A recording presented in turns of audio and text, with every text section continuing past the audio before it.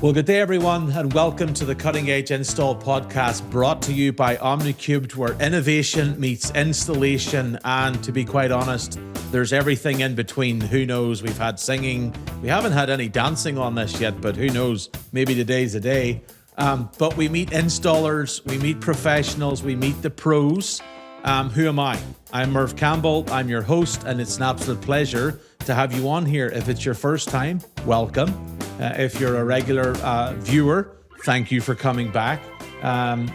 Please continue to watch. What's the podcast all about, you may ask? Well, it's celebrating. We're in a day when we want to celebrate, and man, we want to celebrate pros, we want to celebrate installers, experts, game changers, and everyone. So we're going to dive into stories, we're going to share insights, we're going to have fun, and if any man would know how to have fun, it's myself, being Irish. That's kind of just born and bred into us. So we're going to hold on to your hat. We're going to have fun. So whether you're on the job, whether you're on the road, whether you're looking to stay sharp, you have come to the right place. So I have a wonderful guest on today. I'm going to let him introduce himself, tell us a little bit about his company, and kind of how he got started into the stone industry. Absolutely. Thank you so much. My name is Olis Grinchak. I appreciate your invitation to the podcast and being on. It's a privilege and an honor. And our company is called AVSONS Kitchens Bath. And we are countertop fabricators. And we do the whole process from templating to fabricating to installation of countertops. Awesome. So you've said there that you do templating, fabrication, installs. That's basically everything that if anyone's listening will know, start to finish. How did you build that all into sort of one workflow? Really, it was just because we started off as a family-owned business. So my dad started the company on his own, and with my brother, they were the only two employees at the time.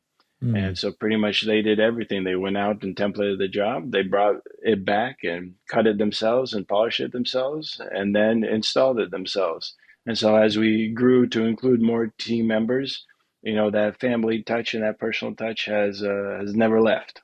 Uh-huh. That's awesome. That's really cool. So family run business,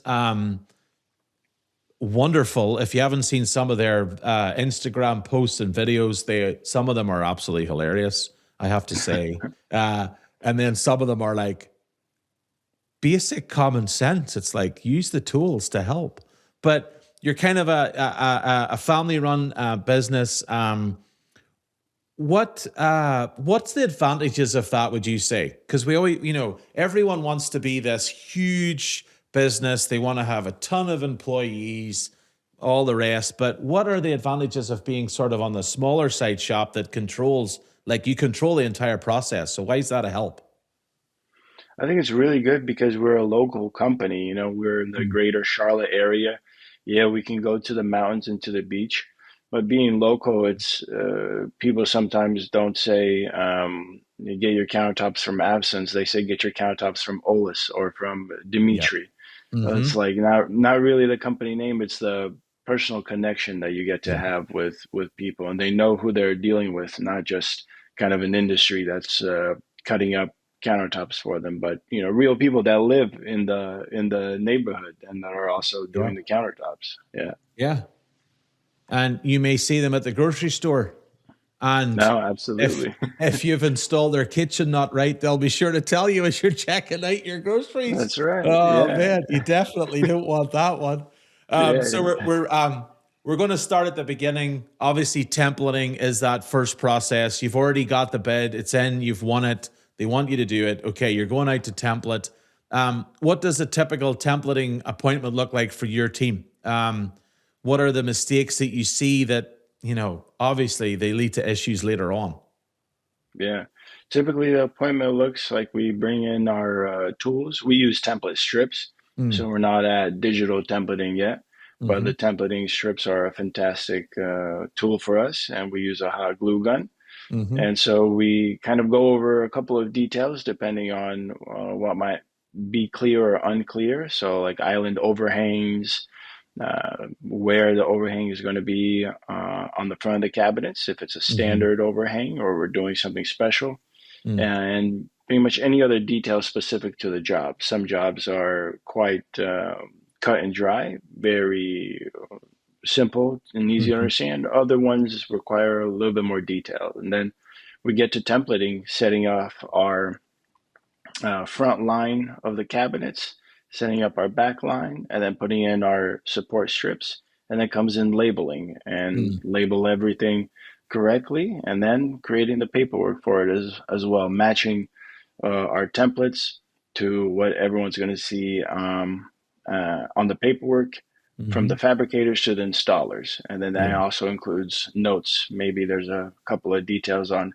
how it should be installed for the installers Uh-huh. or access notes. All those details go on the paperwork for the project. And then that gets brought back to um, our shop and Mm-hmm. then goes on from the process from there. So I think the biggest issue with templating is if you forget something.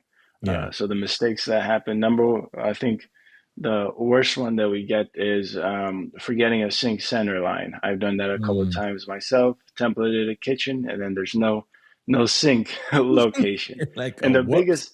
the biggest loss for that really is time. You know, you Yeah. travel there and back again only to get the sink center line Yeah. once more. Yeah. Uh, but besides that, we've had some trouble. We've used cardboard pieces in the past, Uh-huh. cardboard sheets, and cut them to size. And we've had Uh-huh. trouble with the cardboard expanding and contracting with heat and Wow. cold. And also, since we're using water in the shop to Yep. fabricate, with Moisture. it changing shape, Yeah. so that was a process to grow through Mm-hmm. to get to our strips. Yeah. So you mentioned there, you guys are still doing it, as some people would call it, the old fashioned way. And obviously there's the new up and coming digital templating with, laser, there's the ProLiner, there's various ones. This is not on our questions, so we're going off topic here, but what what what would stop you from going to that next level? Is it the fact of you're comfortable where you are, it works really well, so you've no interest, or is there anything that like kind of holds you back? It's just machinery, really. That's it. Mm, Our saw that we have is a brick saw, mm, and we just haven't upgraded yet to a CNC machine. You hmm. know, when we do, then we will do digital templates. You know, and Yeah. we have people on our team that have worked with digital templates. You know, Hmm. and they'll say that it's amazing and quick, and then also say that it's a little bit difficult sometimes. There's some nuances to Yeah. getting the digital template correct Yeah. so that you actually have a piece that comes out that fits to a banana wall, for example, instead of just having to Yeah. cut out all the drywall. Oh So, yeah. there's pros and cons. I think the biggest pro Mm. is going to be speed and efficiency with it. Yeah. We go into a digital one, so I'm excited for Mm. that part of our company when we get to a CNC. Yeah. Oh yeah. Oh, you'll get there, my friend. You will. So you kind of talked about the old banana wall, but how do you account for like cabinets that are always they're never level? It's like seriously, guys, who the heck fitted this? Like, was your Yeah. spirit level? Was the bubble missing, or were you waiting on a replacement bubble? Like, how do you Yeah. guys account for that whenever you're doing the templating, so to speak? Yeah, so for templating, if a cabinet is out of level, really bad, we will ask cabinet installers to redo that cabinet, Mm-hmm. especially if it's on a long run with a seam. That's going to ruin your seam for the rest of the Mm. life of your countertops. Yep. So if we can get cabinet guys to come back and reinstall, that's perfect. Mm-hmm. If not, I always feel like uh, countertop guys, or maybe it's just our company, gets left with all the extra detail work. We're always Yep. doing cabinet touch-ups, Uh-huh. leveling touch-ups. We've got paint supplies for ourselves to paint Oh over my things. goodness. I mean, Wow. and then electrical comes in and maybe leaves all the dust on our silicon, and that yellows our silicon, and we're constantly, I feel like we're touching up for a lot of other people to get just the countertop portion, because in the end, when a client sees a countertop that maybe don't like 100%. You can't Uh-huh. always convince them that, the cabinetry was off. It was Yeah. the electrician or the painter or whatever. It's our Uh-huh. job to do a little bit of a touch up. Excellent. So you guys, Yeah. not only are you installing, but you're handyman at the end of the day. Oh, Yeah. At the end of the day. somebody has to do it. Oh, Yeah. anyway, well, good stuff. Okay, so you've templated, everything's good. You've remembered your sink line. You remember the center of the sink line. It's all Hmm. good. You're back in the shop. What are some of the most important steps, say in fabrication, to ensure that you get at the end of it a good, clean install? I think number one is accuracy to the template all the Mm, time. If you've created the template in the most ideal way with the hmm best way to install it, hmm and the goal then is to have it match as perfect to the template as you possibly can. And then when you're at the shop, there are a couple of trade tips and tricks you could do. hmm Like for instance, on a full height backsplash where everything is covered by upper cabinetry and side cabinetries, you hmm can polish some of the edges that are not going to be seen, and you Yeah. can round off the backside of the backsplash as well, so that when you're hmm lifting that backsplash into place, it slides into the cabinets easier because the Yeah. template is thin, but the countertops are typically 3 centimeters, and Yep. that doesn't always fit the same way as a thin template. Correct. So having that plan ahead of time and then just matching the template to the actual stone, hmm that's going to give a really easy install for installers. Good. Awesome. Um, in fabrication, obviously there's a wide range of blades.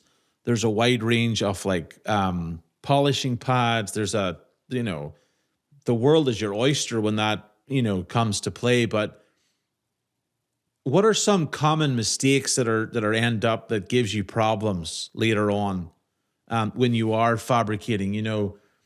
Is it when you're doing a seam, if your blade isn't perfectly straight and you go to put the seam together, it doesn't fit quite right. There's things like that. Is there anything that you've kind of run across that gives you difficulties? Yeah, I would say seams have their list of difficulties from doing we call it a little bit like a European seam. I don't know Yeah, if you're aware of, yeah. yeah, oh So yeah. that European seam, uh, sometimes it kicks out that L shape too hmm far, and then you've got to hmm decide how you're going to fix it on a job site or Yeah. recut, depending on how bad it is. Waterfall edges also very difficult to get exact. Those we always try to remeasure and fit to size at the shop before we go hmm in to install. But hmm even if you have a perfectly square island top and legs, and you've checked for the level of cabinetry and the floors, hmm on install, something might be just off a little bit, and there's Yeah. always a little adjustment that needs to be made. Yeah. So from fabrication, I think those greater details are probably what are going to cause you the most problem hmm in the future. Like if you're doing a mitered edge, those details Yeah. are going to be a little bit more difficult. But besides that, avoiding um, mistakes is probably going to be the easiest to solve and the easiest to install later on in the future. Making hmm sure your sink center lines are on point, making sure you've got your edge profile is correct and where your walls are set and how you should be cutting that template out. All of that being as precise as you possibly can is going to save you a lot of time in the long run. Yeah. It's the old proverbial saying, slow is fast and fast is slow. Yeah. A lot of times we want to rush through, get it done, and then we realize when we get to the install, it's like, oh, what an idiot. I should have just Yeah. slowed down and took my time. Whoops. Yeah, Yeah. it's crazy how often we actually, not even installers, just in life, that we just Oh, like yeah. rush through stuff and then realize, oh, darn it, I've messed up here. Just take Yeah. it easy, take it slow. But just a plug, I will say this: when it comes to seams, um, there is a tool out there called the Seam Phantom. It's phenomenal for helping with seams, and then pair that with Omni Cube's Pro Stealth Seamer. you have what we call the dream seam. So they have a game where they'll put a seam up and it's find the seam, because it's very difficult to find. When you start using the right tools, it's like, oh, where the heck did this go? But it takes Hmm. time. And a lot of times companies aren't willing to take the time to do that, to end up making installers' jobs a lot easier. But not only installers, owners, because you don't get the phone call from Sally down the street who's saying, oh, this seam, I can see it. It's got a lip on it. I'm not happy. And then you got to go back and you got to repair it. And it's like, oh, man. So use the proper tools. Anyways, moving Absolutely. on. Things change. And we're now 2026, thinking back even to 2020 and the changes that there's been in life and everything. But in fabrication, what have you changed in the way and how your shops run, even in your processes, how you do things? I think a massive change was probably getting in that uh, Save-O-Matic sink saver Uh huh. from Omni Cubed. Yep. When we got two different sizes of that, Hmm. and when we started implementing that, we use it all the time now, Awesome. always. And so that's allowed us to have pieces come in one piece to the job site Uh huh. instead of in two pieces. But Yep. but Oh dear. also it's allowed us to cut what I would say more dangerous Mm. pieces, things that are a little bit more risky. That I would tell a customer, we're going to put a seam in this 100% Uh huh. because this material is crumbly. Yep. Where now we use those sink savers and the Uh piece huh. comes in perfect. And I think we've been able to accept more difficult projects and Yep. also have much more happier clients instead of them being, you know, okay with the seam. Now they Hmm. have a piece that they wanted ideally, and we managed to install it ideally. So Yeah. that tool is fantastic for us. That's Yeah. awesome. That's really good to hear. Um, it's good for us to hear those things because we don't always get to talk to end users. We do at trade shows and obviously through podcasts. But it's been really interesting to watch even over social media some of the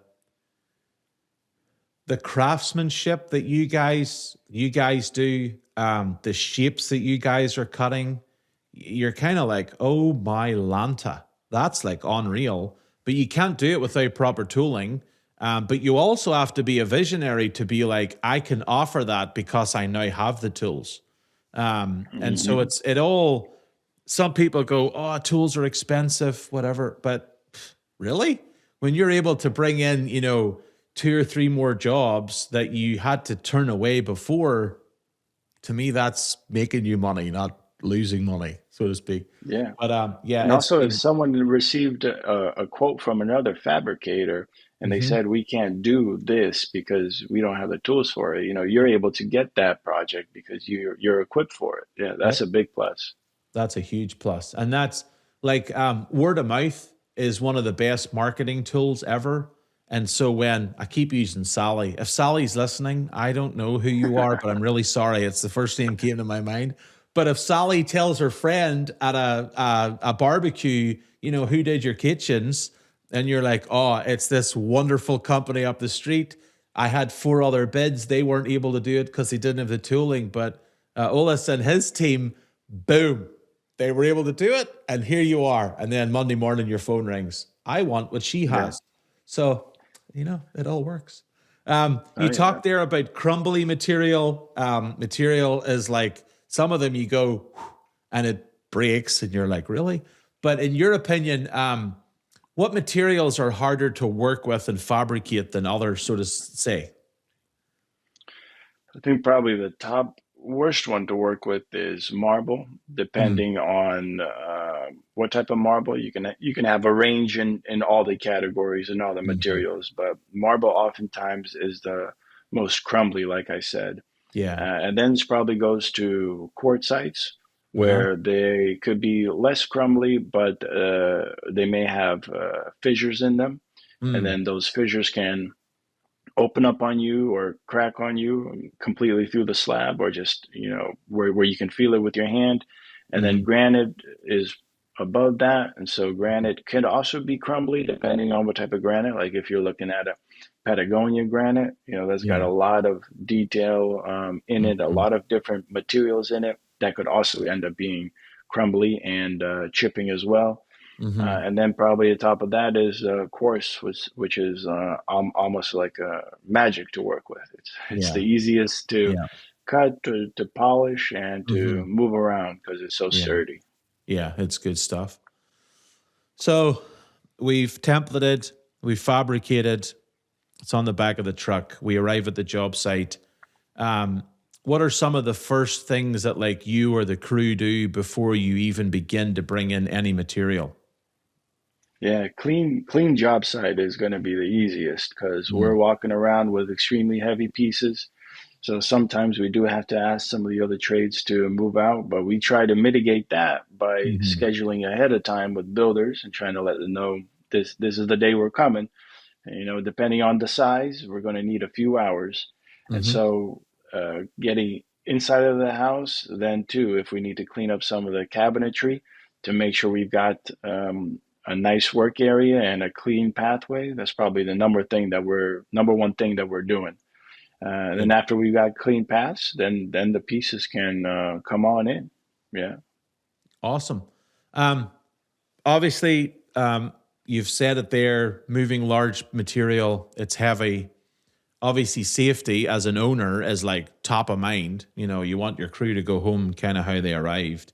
What are some of the safety habits that you guys have when, moving around large slabs and large material? Yeah, it's again pretty much coming down to tooling. Mm. We've got dollies to help us move. We've got ramps to help us move as well. We've got the clamps to help us move the pieces in and Mhm. out.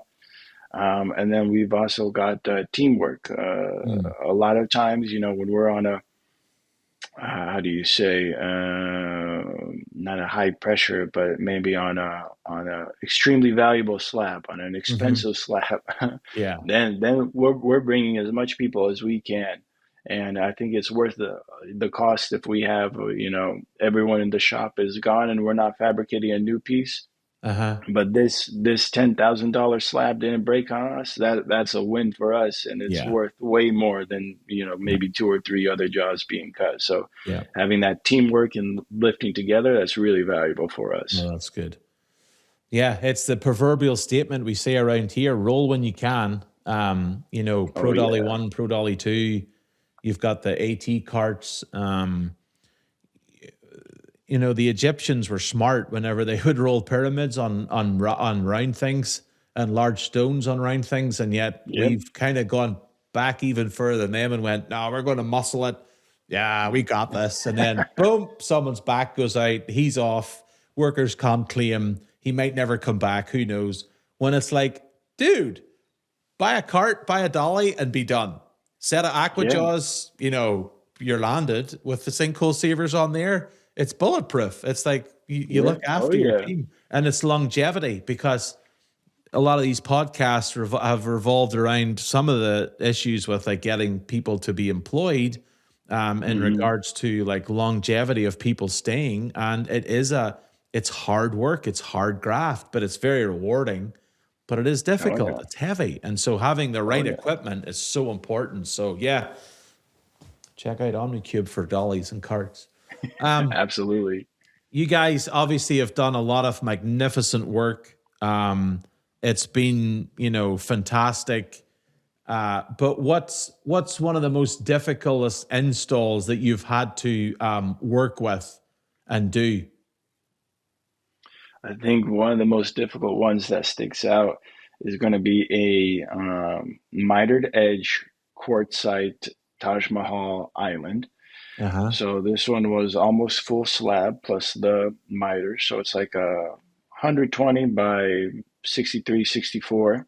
Mm-hmm. And so one of the problems that you run into is once you've got four miters on an island, you can't transport it on that miter and then, for instance, glue on the job Mm. site that Yeah. miter. Sometimes that's easier to do, but you can't move it. So you've got to glue those miters at the shop. Mm-hmm. And then once you glue those miters, you got to fit it onto a dolly. Mm-hmm. And then you've got to somehow transport it to your truck without any of those miters breaking. So Yes. for our project, we had actually set it onto a dolly at the shop. And then after we had set it on the dolly, we used some straps to help lift it with our forklift Uh-huh. to our truck. And so it's on our truck on the dolly, and we clamp it down to the truck that way. So all we have to do when we get to the job site is roll it off. Mm-hmm. So it sounds easy, but we get to the job site and there's scaffolding up for some bricklayers. And this is Mm-hmm. one of those things that I said we're coming this day because Yep. this is a big island. Uh-huh. So, Yep. and we're there with all 11 of our people as well, and Uh-huh. we got our ramp set up to the door, and it was a duplex house in Charlotte.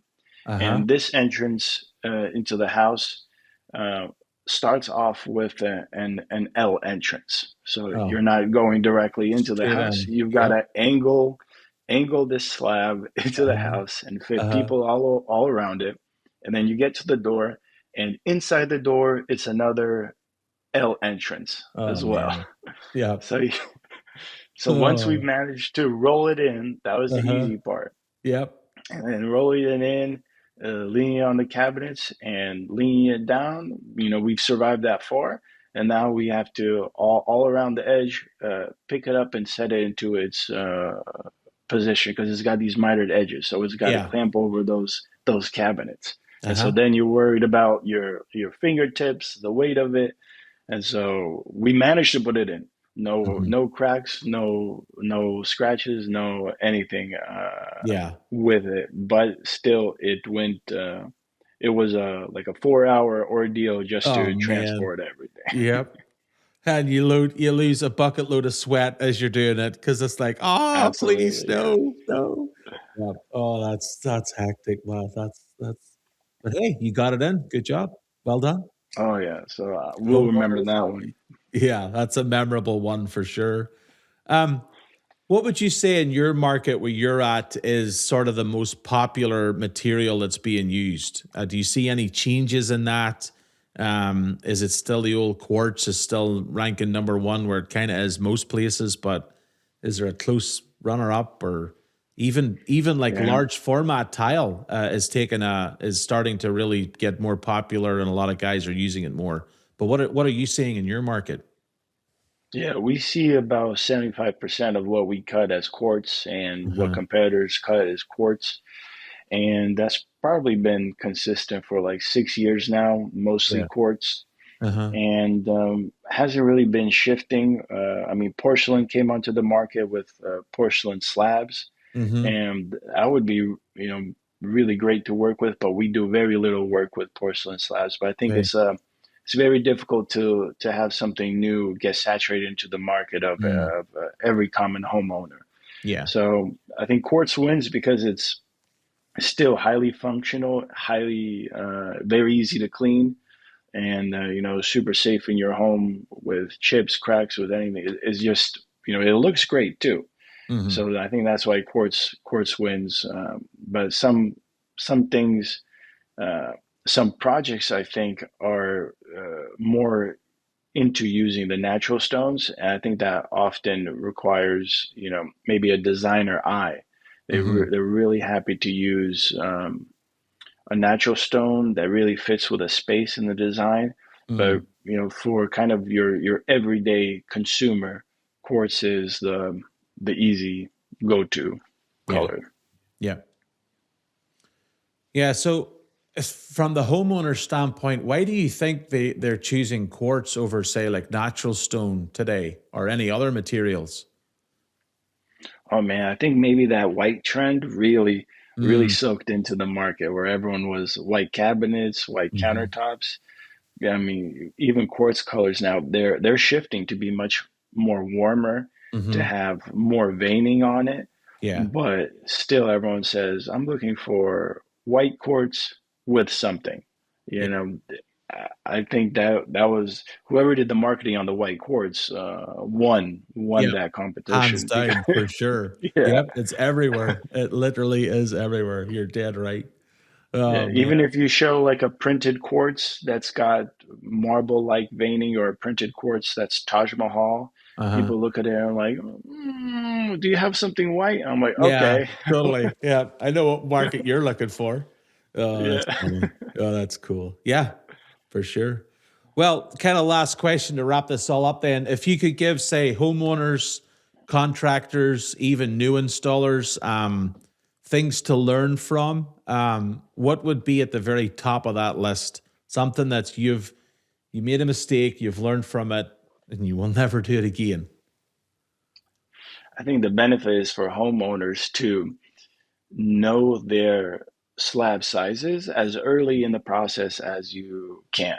Mm, Because like for me, my ideal kitchen is 3 or 4 rectangle pieces and a big island, mm-hmm. and that'll fit almost any slab that you want Yeah. without any seams and without any problems. Sometimes Mm-hmm. homeowners will go in and design a massive L piece all across the Mm-hmm. kitchen and then go and pick out their slabs without thinking how that seam is going to match up.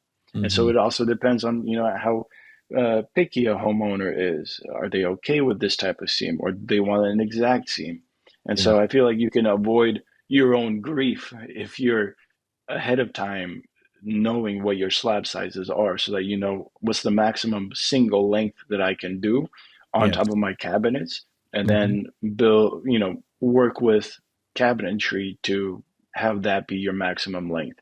Then you Mm-hmm. save yourself on seams, on any color issues, on any matching issues, and then you're able to know with any, if you do anything out of the ordinary or a little bit more decorative with your edging, you Uh-huh. already know that you've got the space to do that instead of building a massive house with an island that's just shy of a full slab size, and now you need a seam down the middle, and you're like, I don't want a seam down the middle.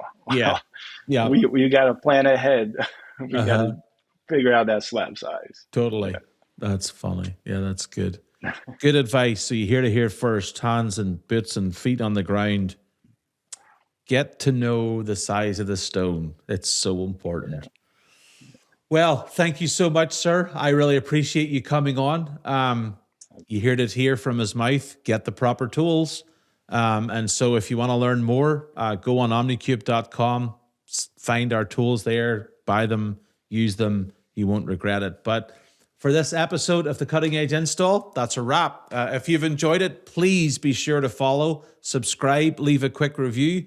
Perhaps if you're listening and going, I'd like to be a guest on there, let us know. We're always looking for new people to come on.